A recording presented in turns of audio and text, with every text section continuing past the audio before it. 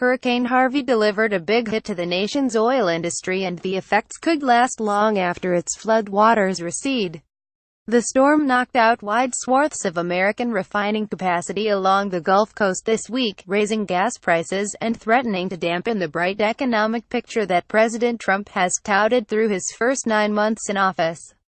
The national average gasoline price on Friday was $2.45 per gallon, according to Auto Group AAA, about 12 cents more expensive than 2 weeks ago, as refineries in the Gulf remain offline or slow to resume operations. The group expects prices to go up another dime or more per gallon before the situation stabilizes later in September, said Jeanette Castellano, AAA spokeswoman. Gasoline prices last topped $2.50 nationally in August 2015. AAA will have a better picture of gas prices by next week, Castellano said, after refineries spend the weekend repairing damage and restarting, and as the markets react accordingly. But even a short-term surge in gas prices, combined with other economic damage from Harvey, could have a lingering impact on the American economy. The negative effect will be not pretty, said Stephen Moore, a fellow at the Heritage Foundation and former Trump transition energy advisor. We're talking about maybe knocking 0.5% or 1% off GDP for a quarter or two. Higher gas prices for sure, because Houston is the energy capital of the country, so all those things are negative. Moore said he follows a rule of thumb that every penny increase in commercial gasoline prices takes $1 billion to $2 billion out of the economy from consumers. That means that as prices rise after Harvey, the economy could be hit even harder, including from lost economic production in Houston, the country's fourth biggest city, and the spending needed for a major federal recovery effort. It's a question of how much the prices are already starting to rise, he said. I don't know how fast this industry can recover. Could we see gas prices over $3 potentially?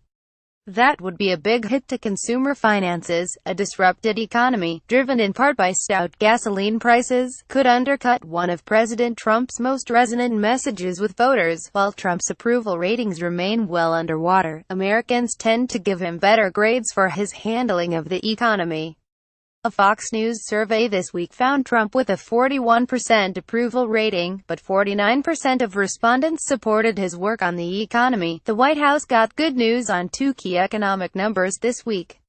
The Commerce Department said the economy grew at a 3% annualized rate in the second quarter, and the Bureau of Labor Statistics reported 156,000 new jobs last month. Trump and his advisors touted both numbers, but that message could be overshadowed by a bump in gasoline prices that would hit consumers directly.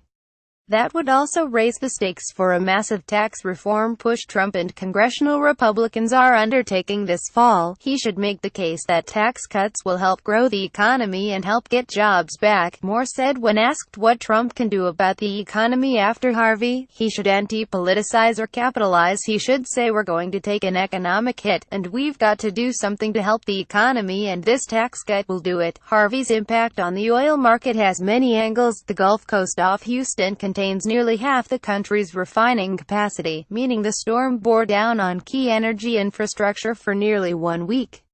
At its peak, Harvey knocked out nearly a quarter of American refining capacity, reducing the amount of gasoline and other refined products that could make their way to the open market.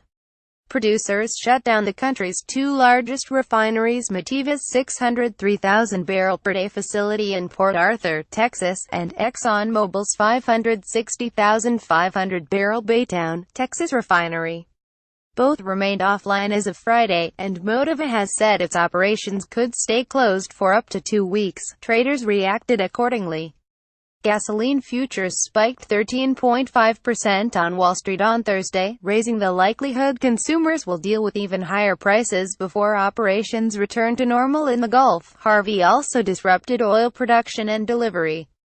Gulf of Mexico oil drilling slipped during the storm, leading the Energy Department to tap the Emergency Strategy Petroleum Reserve this week, and the Colonial Pipeline, which transports gasoline and other fuel between the Gulf and the East Coast, also shut down after the storm, ensuring price disruptions miles away from where the storm came ashore. Taken together, Harvey has created considerable uncertainty for gasoline supply and prices, as the area affected by the hurricane is home to much of the nation's petroleum infrastructure, the Energy Information Administration said on Friday. While we lament the suffering of colleagues and friends in Houston and along the Gulf Coast, the rest of the country is just now beginning to experience the aftermath of Harvey's effects, energy analysts at the Center for Strategic and International Studies wrote in another report Thursday.